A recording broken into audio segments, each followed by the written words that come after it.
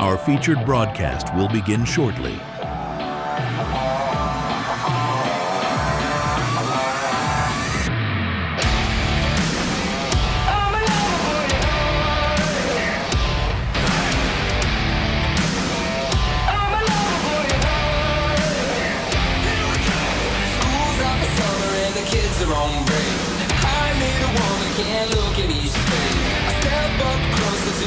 Of her waist, palm sweat, can't wait.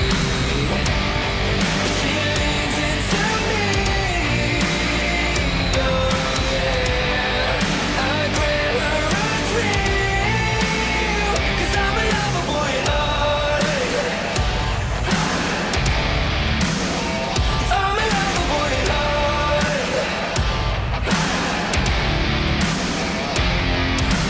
Screaming down Main Street, headed for the lake. Dudes on bikini and an attitude change. Stands up tall with the wind in her face, saying boyfriend that way. She leans into me, oh yeah. I slam on the speed, 'cause I'm a lover boy at heart, yeah. I'm a lover boy at heart.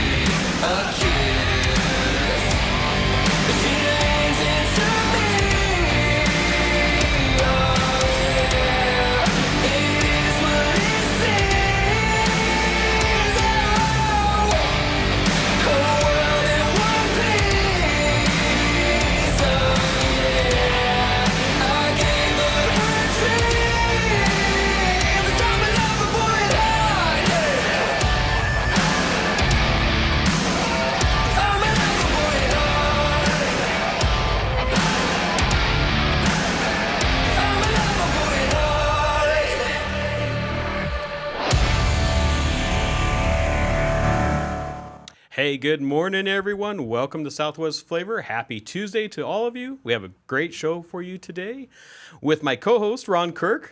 Good morning, Ron. Good morning. How you doing? Oh, I'm doing okay. These snake calls getting up at 12 o'clock at night is killing me. Oh, okay. Well, good thing you're a young guy.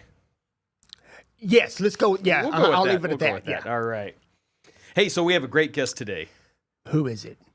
She's sitting right next to you, but let me tell you who she is. Who is she? She's Emily from Old Pueblo Cellars.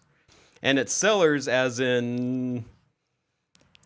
As in wine cellars. As in wine cellars. I would have never thought cellars. Yeah. I'm like, cellars. Huh, interesting. Yeah. Well, good morning. Good morning. How are you doing today? I am pretty good. Fantastic. Thank you for coming on with us. Thank you for having me. Yeah. So tell us a little bit about Old Pueblo Cellars.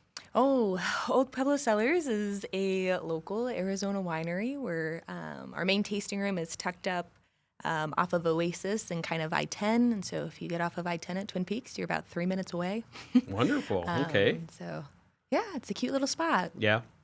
And you actually have about an acre there, you said, that you have? We have about an acre and some change of grapes actually growing on the property. Wow. There's 5 different varietals, and it's real cute.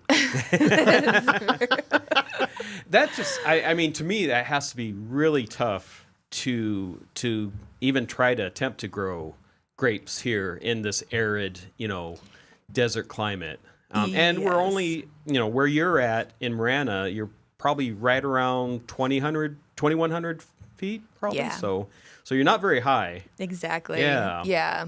And so there's definitely varietals that do better than others.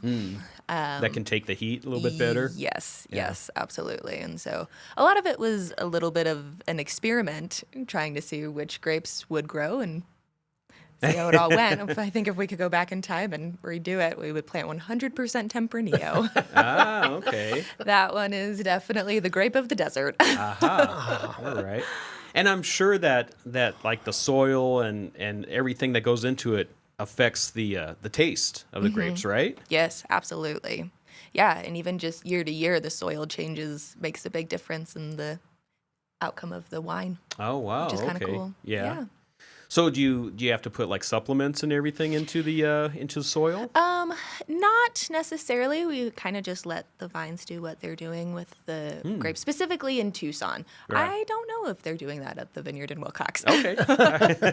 You have a lot of caliche out there at your winery? So Yes. I know with me, I own a landscape company. The problem we have is a lot of plants or trees won't grow in caliche. So how do you get grapes to grow in it? We dug through it all. Aha. You broke it that's- up. Really? Yeah.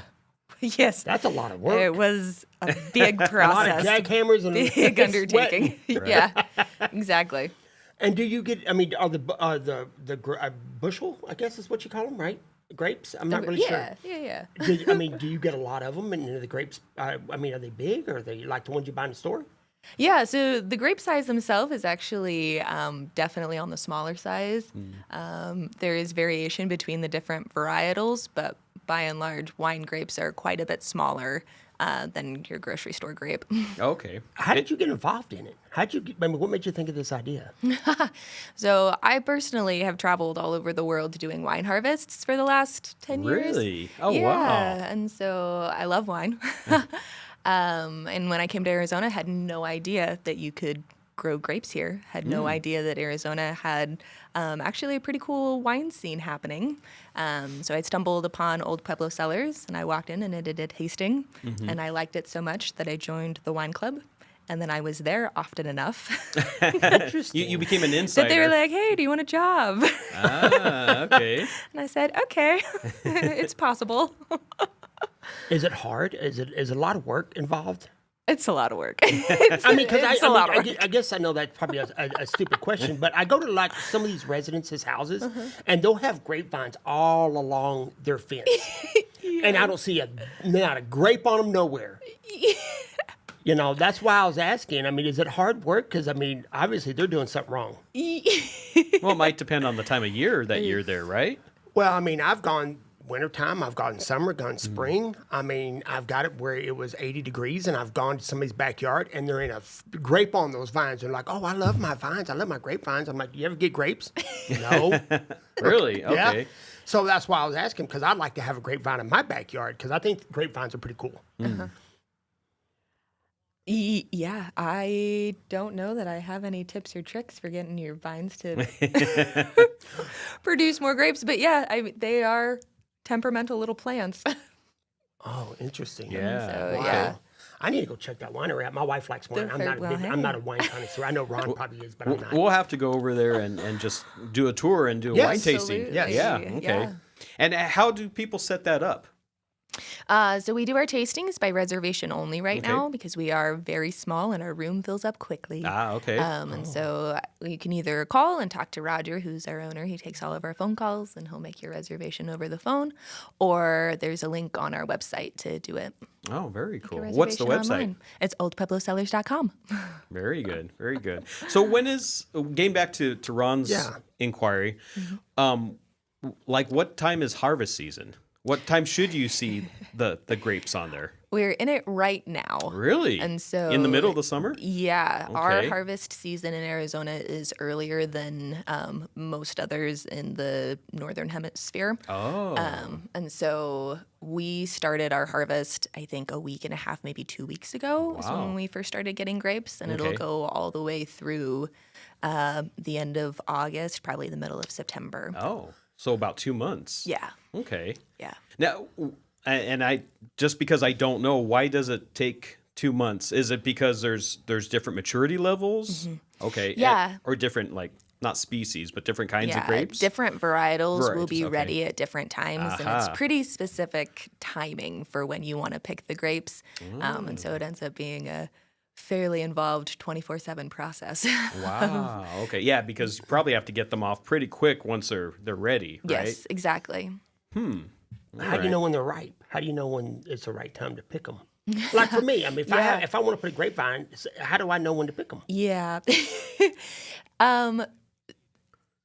The easiest, most simplified answer is it has to do with the sugar content. Once it gets to a certain level, and you have to take so we're taking a lot of grape samples. Okay. It would be difficult to do just yourself in your backyard as far as knowing if your grape is ready to go or not. Probably not impossible, but I don't know how to do that. just pluck them off, put one in your mouth, and see taste if it. Yeah, taste if test, it's yeah. sweet Yeah. enough, it's probably good. Oh, okay. My turtle loves grapes, so that'd be great. Yeah, okay. Just don't give them to your dogs. Really? Yeah, you can't give grapes to your true. dogs. Oh, I know you can't give chocolate to them, but I didn't know grapes. Yeah. Oh, interesting. Okay. Learn something new every day, don't we? See, people watching this show get to Right. learn something. This is an educational It is. program. It is. DIY. Yeah. Absolutely. Wow, okay. So how many varieties did you say that you have? So on our property in Tucson, we have 5 different varietals. It's going to be Tempranillo, Petite Syrah, Sangiovese, Malbec, and Viognier. And so Viognier is the only white wine varietal that is hardy enough to grow in Tucson proper. Okay. Yeah. And then in Wilcox? And then Wilcox, there's so many more. Really? We have Okay. a lot of different varietals growing all in Wilcox. I don't think I could name them all. There's a lot. Wow. I don't know too much about the process of actually making wine, but can you tell us a little bit about the process after you're picking the grapes and everything?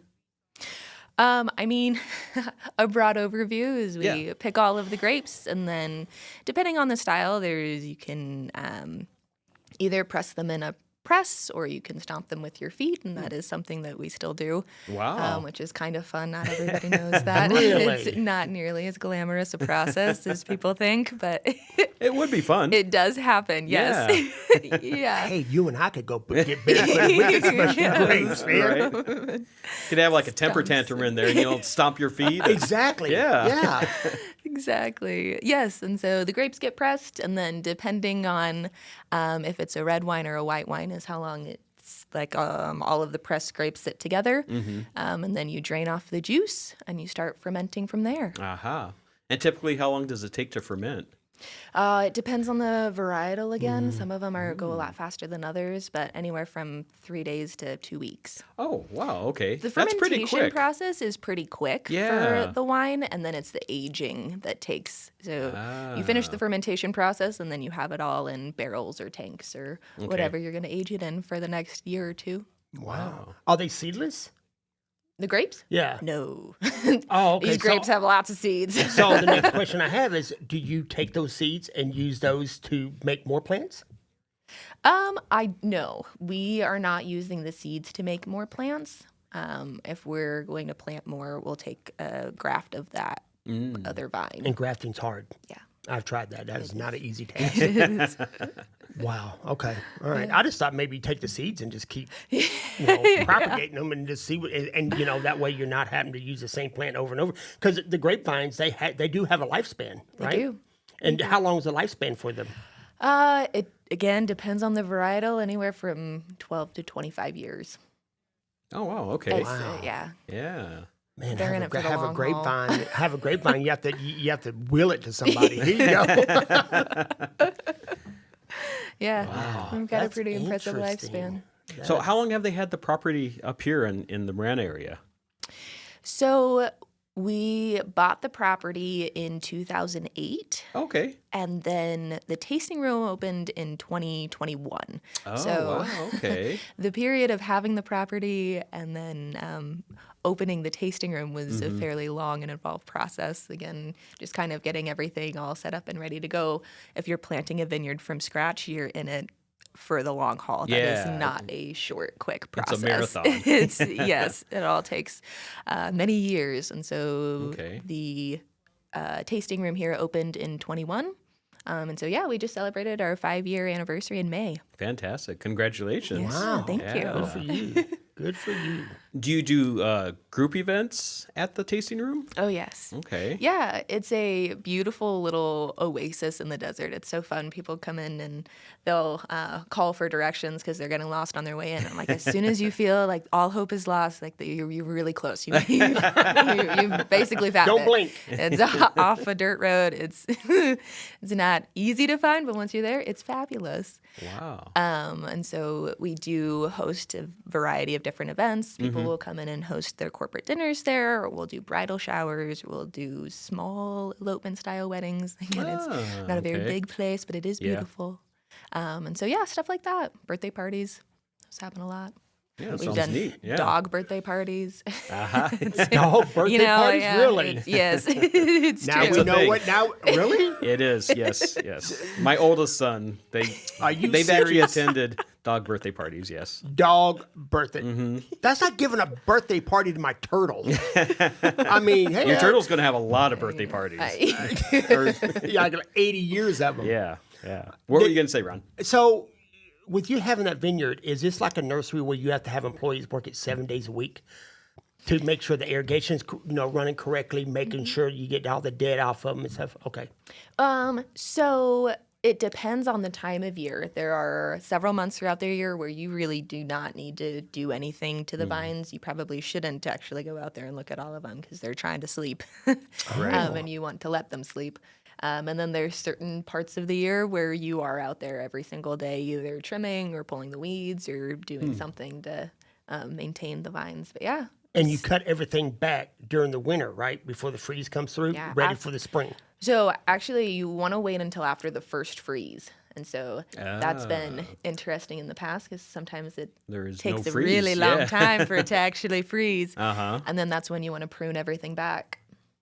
Interesting. For the next year, yeah. Well, let's take a quick sponsor break, and we will be back in just a couple minutes with Southwest Flavor. In Marana, community isn't just where we live, it's who we are. And at the heart of it all is the Marana Chamber of Commerce. We are building a thriving community through connected business leadership. We start the month bright and early with Marana Mornings, sparking real conversations and connections.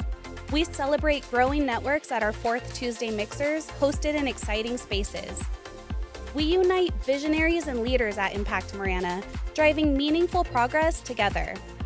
We look ahead with Marana Insights, hearing directly from regional voices about what's next for our town. And we serve, through the passion of our board of directors and ambassadors, creating a culture of belonging through service and leadership. Because of our members, we're not just doing more, we're becoming more. Together, we're shaping the future of Marana. We are the Marana Chamber of Commerce. Estrella Insurance on Irvington Road will help you with all your insurance needs. If you feel like you have a hard case due to a moving violation, a DUI, a suspended license or a car accident, contact us and come to Estrella Insurance on Irvington Road and get a quote today. Open late hours y hablamos español. Estrella Insurance, an agency you can trust. My heat and air were in a state of disrepair. It's July in Tucson. No time to gamble on a cheap AC install. Some of the other AC names got bought out by investment companies and won't stand behind their installs. We stand behind our installs with a 1-year money-back guarantee. Family owned since 2001, Picture Rocks Cooling, Heating, and Plumbing. Call 520-492-0748 or online at picturerockscooling.com. Picture Rocks Cooling, Heating and Plumbing. Piper Family Painting. We believe great paint does more than just change a color. It protects a home and the people inside of it. From careful prep to the final coat, our team shows up with pride, precision, and respect for your property. We don't rush, we don't cut corners. We paint it like it's our own home because in this Tucson community, it is. Piper Family Painting, bringing new colors to the Old West. therapeutic ranch for animals and kids is an inclusive community empowered and united by the strength of the human-animal bond. It taught me responsibility. It taught me kindness and social interaction. We have programs for every member of our community. I love track because I have 2 daughters. We come out here and get all of our energy out. Track is my home away from home. You can make a donation or even become a monthly donor. Thank you for supporting Track, Tucson's Ranch. We hope to see you here soon. Life is all about change and growth. You grow from renting to buying, your kids grow from toddling to driving, and then you grow from working to retiring. Is your insurance agent growing through life with you? I'm your local Allstate agent, Brittany Gutman. My team and I can help you navigate all those changes through home, auto, and life insurance. You're in good hands with the Brittany Gutman Allstate Insurance family. Call me at 520-797-7811 or email bgutman@allstate.com. Hey Tucson, why do we accept pain as normal just because we're over 40? Nearly 8 out of 10 Americans suffer with back pain. At Wellness Chiropractic, we help people after car accidents with chronic neck and back pain, numbness tingling down the arms. If you're like me, you like to spend time outside with the family, hiking, biking, everything. Don't let that pain stop you. Wellness Chiropractic, we help that body move better so you can be the better version of yourself. All right, we are back. You're watching Southwest Flavor. Check us out every Tuesday and Thursday at 9 a.m. We're talking with Emily from Old Pueblo Cellars. So we'd like to talk a little bit about the owner. Tell us about the owner of the winery. So Roger is incredible. He and his wife bought a ranch property out in California a long time ago. And it was a very large ranch property. And so there was a lot of parts of it that were unexplored before they bought it. Oh, so wow. they had 2 little boys at the time who were out just kind of exploring and finding what they could find, and they came back with being boys. Exactly. They came back with just buckets full of grapes, and so they were like, "Where are these grapes coming from?" So Arlene went out with them and saw that there's basically an abandoned vineyard that was on their property. It was planted in the late 1800s. Oh, wow! I think there were about 300 plants. And so the 30 of them, if I've got that number right, were healthy enough that they were still producing grapes. Okay. And so now those had to be old plants, right? They were pretty old plants. Yes. Wow. Yeah. So California knows how to grow the grapevines. Yeah, I guess so.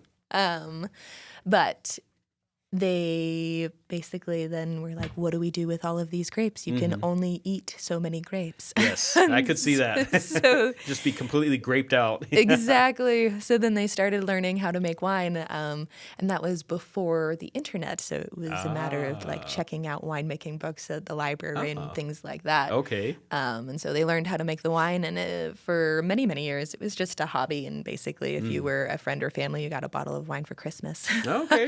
Yeah. And then when they moved here, they decided, you know what? Let's try this out. Let's make this something bigger. Did they graft some of their plants and bring them here? I do no. Okay. No. Well, that's a good question. Yeah. No. Kind of that heritage, you know. Yeah, it would have been cool. Could have been fun, but no.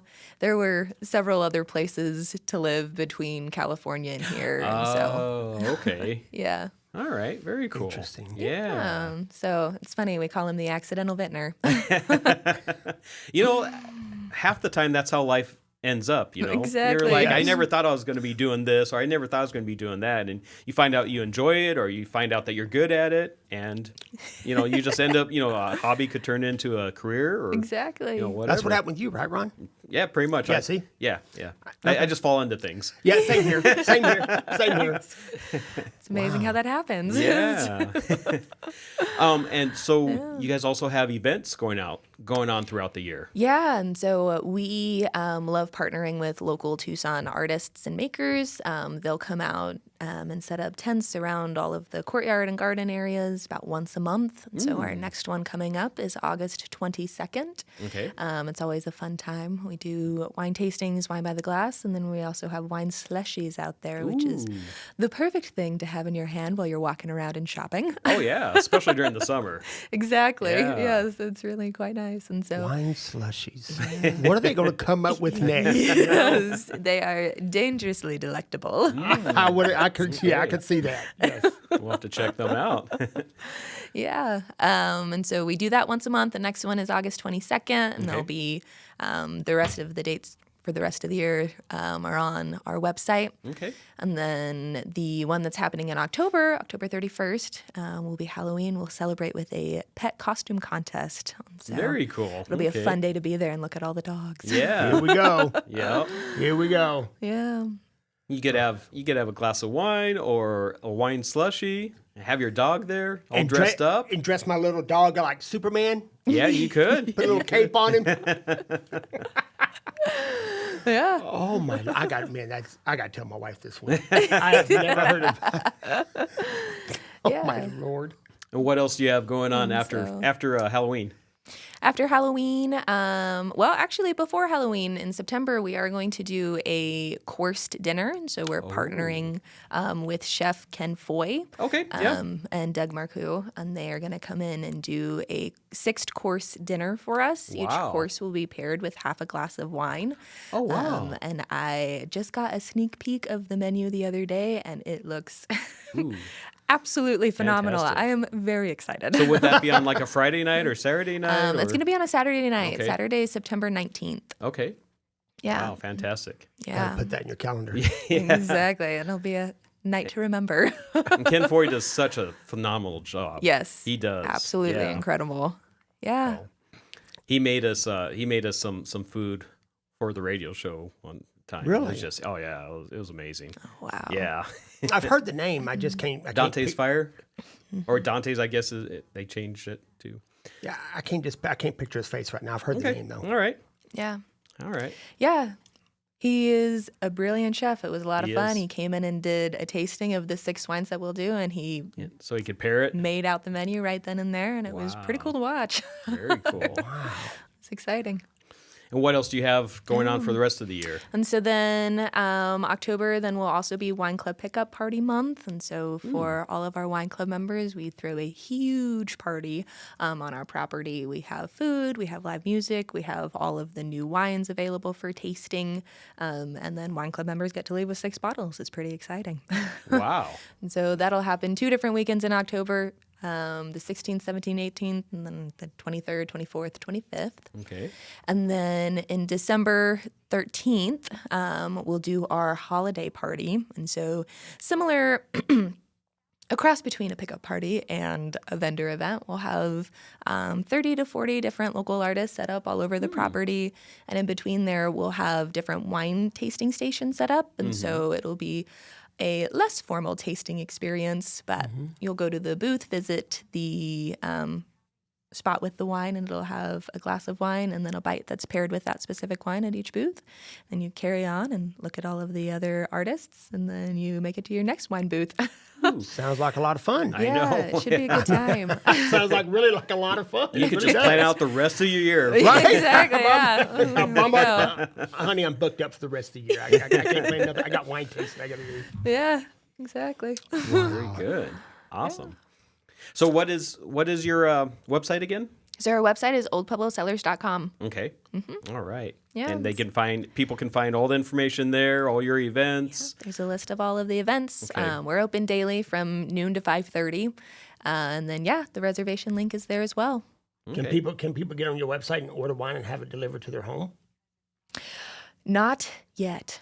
That is a work in process. Okay. Yeah. All right. Yeah. Because that'd be one thing my wife would ask me. Yeah. Can I order wine from them? Let me ask.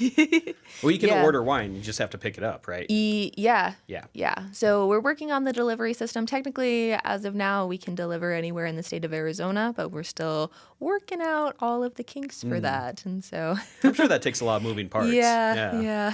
To be determined. Well, I'm going to have to go down and buy a bottle of wine. Yeah. When somebody comes in and they've never really drinking a lot of wine like myself, how do they choose what type of wine would be best for them? Or is it just the taste preference? Yeah, definitely your taste preference. I'd ask you a bunch of questions about what kinds of things you like to drink, and then I would have you taste a couple before I give you a bottle. Okay. Make sure you like it. Yeah. Okay.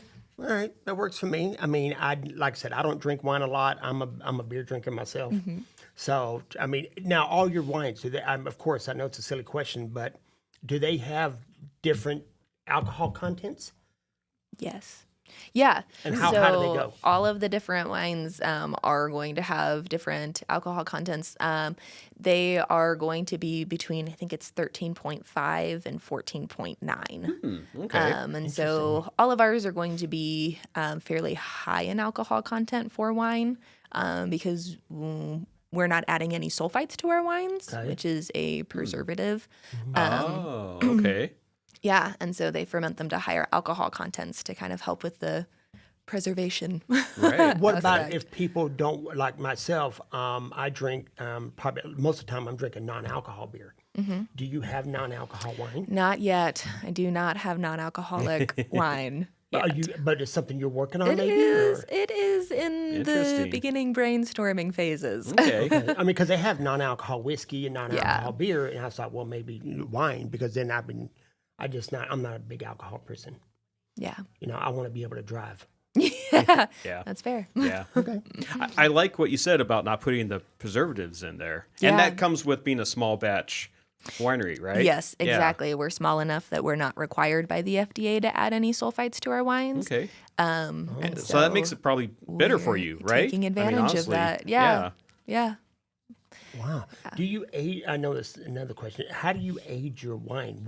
How's that process work? Does it go like in a barrel? Does it go in a tin cylinder? How's that work? Yeah, so most of our wine is aged in neutral oak barrels. And so the only wine that we have is a Sauvignon Blanc that never has touched oak in its life. But for all of the rest of them, I believe, they've all spent at least a little bit of time in oak.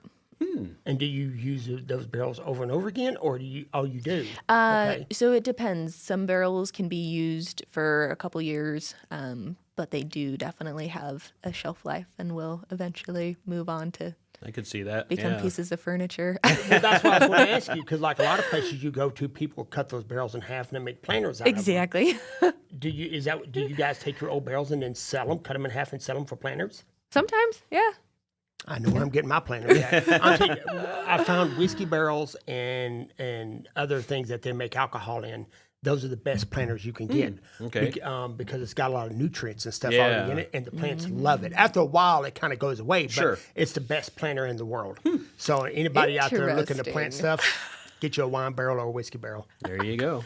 Well, Emily, thank you so much for coming on today. Yes, thank you for having me. Yeah, it's been fun. Yeah, it's a good time. All right. All right. We are going to take a quick sponsor break, and we will be back in just a few minutes. I've had water and mold damage in my house twice. Both times I freaked out, but I called Steamy Concepts right away. If anyone tries to tell you to use someone else, just say no way and call Steamy today. About a year ago, we had a flood in our kitchen, and we didn't think to call anyone else but Steamy Concepts. They were very professional, and we really enjoyed working with Steamy Concepts. Steamy Concepts accepts all homeowners insurance. Call Steamy today or go to steamyconcepts.com. Arcadia Landscape has been a part of the Tucson community for over 40 years. In that time, we have grown from landscape maintenance and construction to tree services, water features, reptile removals, irrigation repairs and installations, and low voltage lighting. It's our mission to keep our community clean and educated so you and your family can enjoy it just as much as we do. No job is too big or too small. Contact us today for your landscaping needs. In Marana, community isn't just where we live, it's who we are. And at the heart of it all is the Marana Chamber of Commerce. We are building a thriving community through connected business leadership. We start the month bright and early with Marana Mornings, sparking real conversations and connections. We celebrate growing networks at our 4th Tuesday mixers, hosted in exciting spaces. We unite visionaries and leaders at Impact Marana, driving meaningful progress together. We look ahead with Marana Insights, hearing directly from regional voices about what's next for our town. And we serve, through the passion of our board of directors and ambassadors, creating a culture of belonging through service and leadership. Because of our members, We're not just doing more, we're becoming more. Together, we're shaping the future of Marana. We are the Marana Chamber of Commerce. Estrella Insurance on Irvington Road will help you with all your insurance needs. If you feel like you have a hard case due to a moving violation, a DUI, a suspended license or a car accident, contact us and come to Estrella Insurance on Irvington Road and get a quote today. Open late hours y hablamos español. Estrella Insurance, an agency you can trust. My heat and air were in a state of disrepair.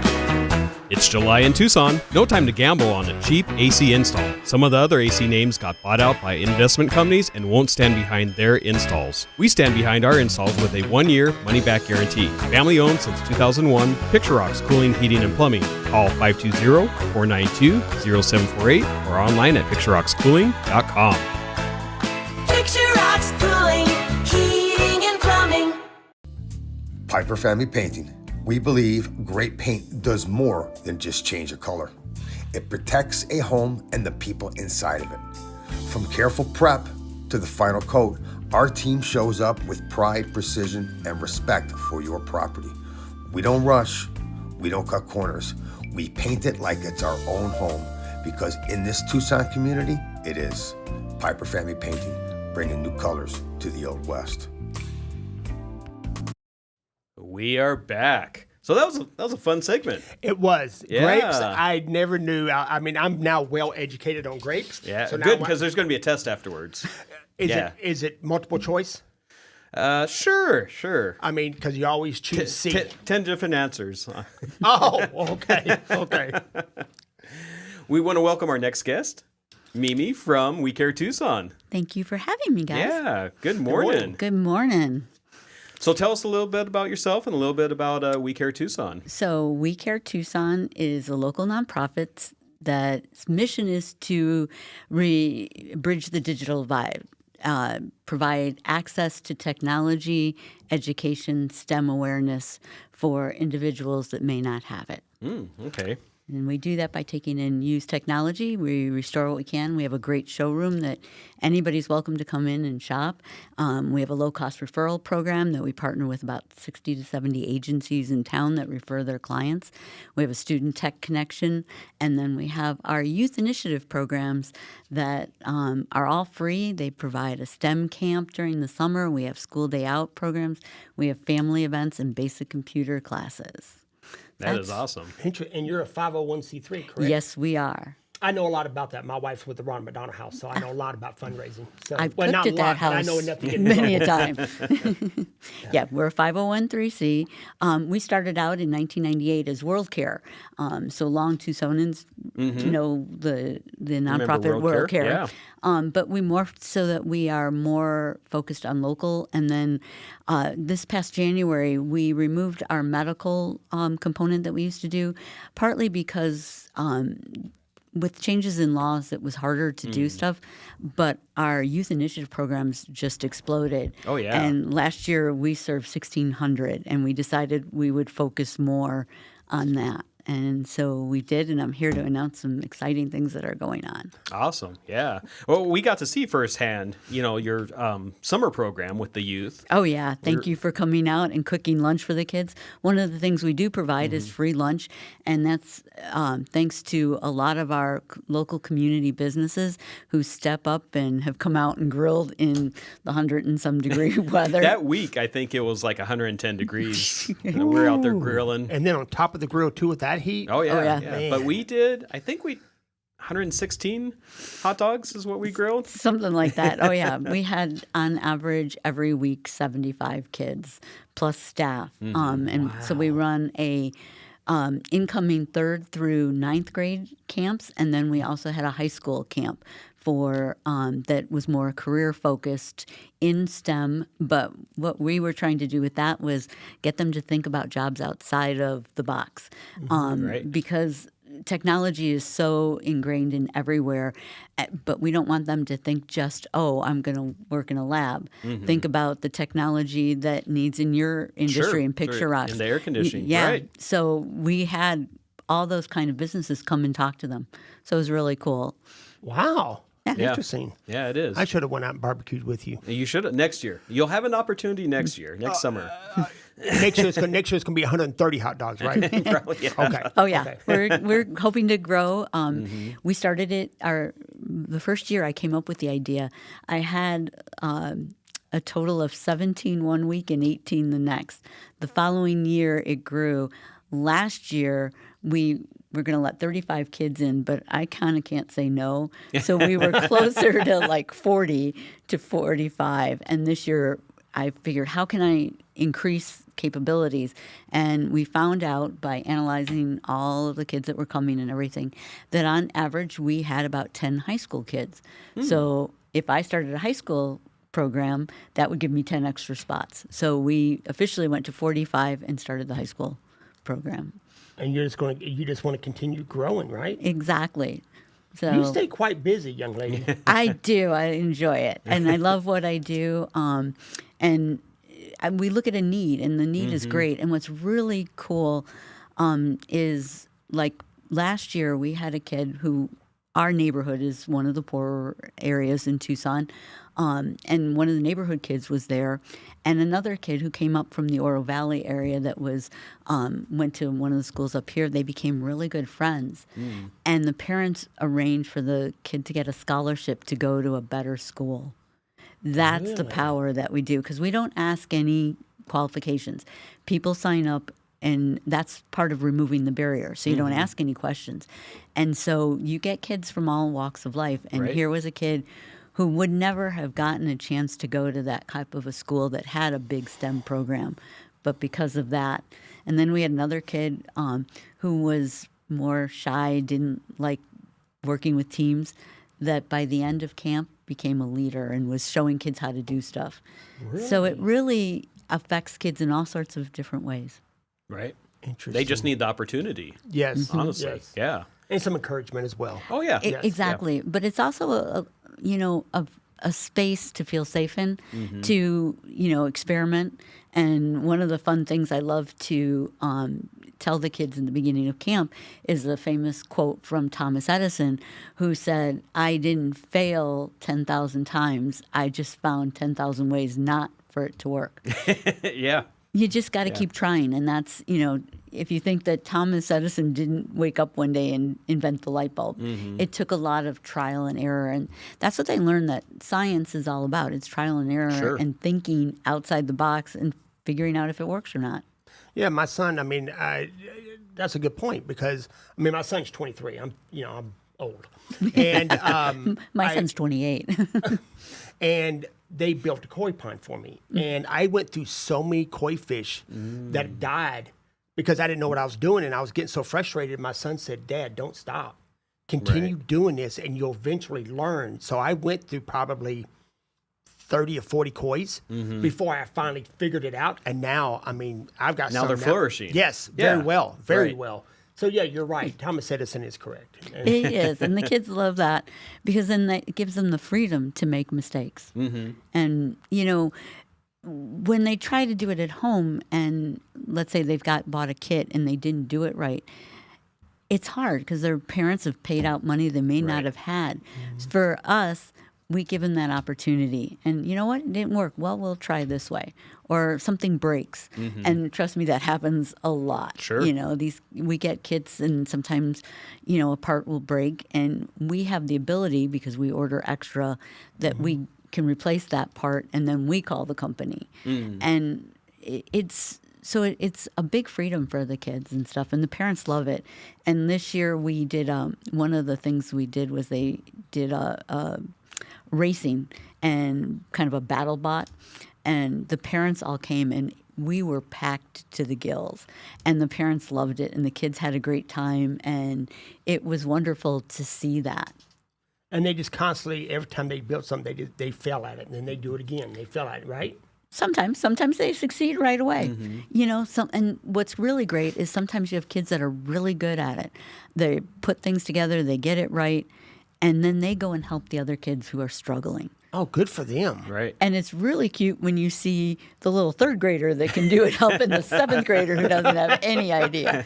It's great. And they're really, they enjoy it, they love it. And we did surveys, because we want to see how we're doing and stuff.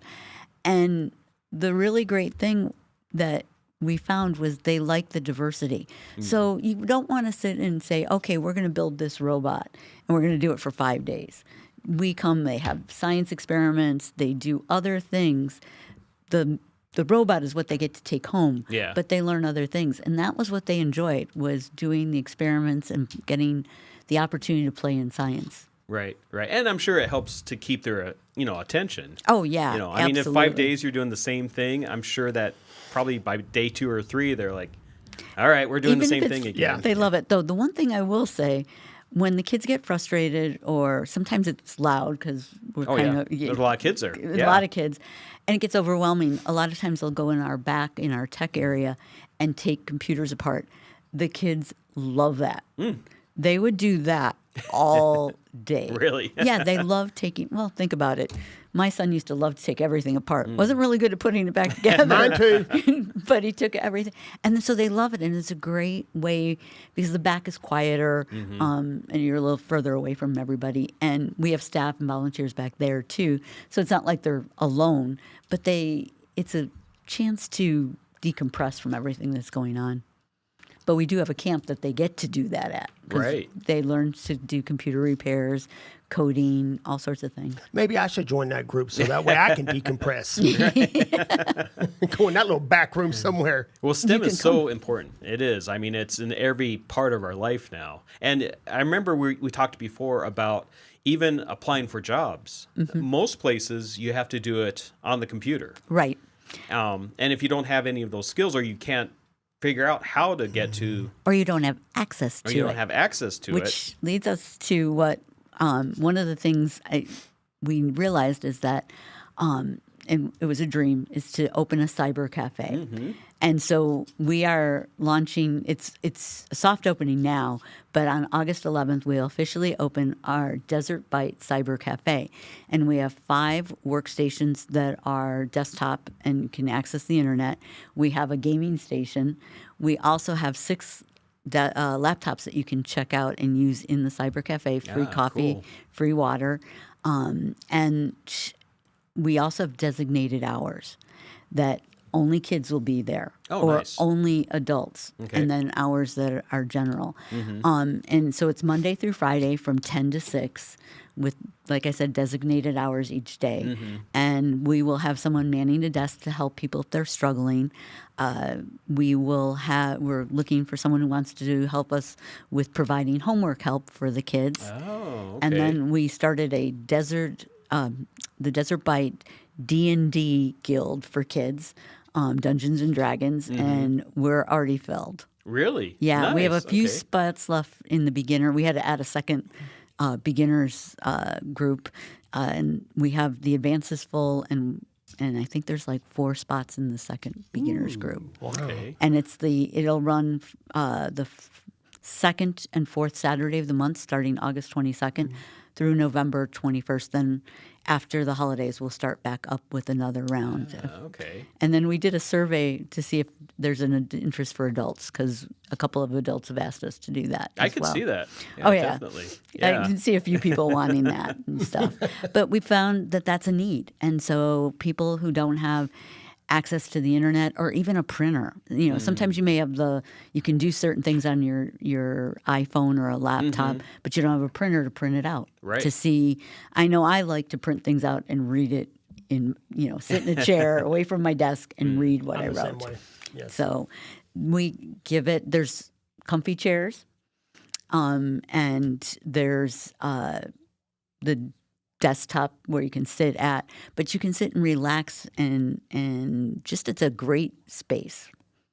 You have to come check it out. Yeah. On August 11th, we'll open at 10. We're having 2 ribbon cuttings. Oh, one we okay. invited the media on that morning at 9 a.m. and then at 4:30 with the Marana Chamber, we're going to do a Wonderful. ribbon cutting and then have networking afterwards and stuff. So we hope people will come out and see this space and see what we have to offer. Yeah, very nice. I'll put that on my calendar. Okay. Please do. And where are you located at? 3029 North Stone. So we're just south of Fort Lowell and north of Glen on the west side of the street. And that's for both the computer shop and the Right. cafe. The cafe is right next door. It's technically got its own address, but it's all in the same building. Right. So that's 3027, but we're 3029.